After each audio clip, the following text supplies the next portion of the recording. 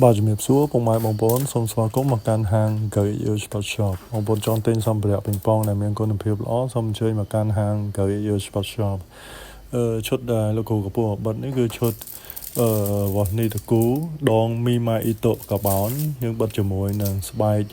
Connection វ៉ាស់នីតគូហើយនឹង Harmon Satu Special ហ្នឹងហើយក្នុងឈុតនេះយើងមានវ៉ាន់ការពារវ៉ាស់នីតគូហើយនឹងសូមលកែត NGO មួយដែរ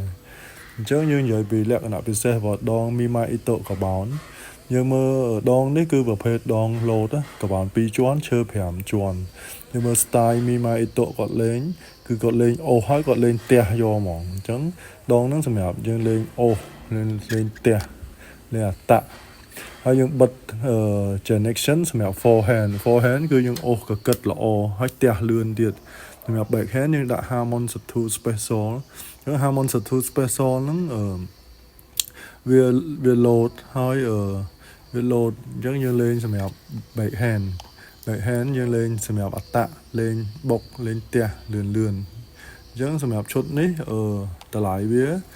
349ឈុតវានេះ349ហើយលក្ខណៈពិសេសរបស់ស្បែក connection មួយ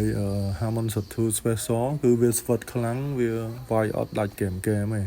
ចឹងឈុតនេះយើងអាចប្រើបានយូរសម្រាប់ស្បែកវានឹងអាចប្រើបានរាប់ឆ្នាំ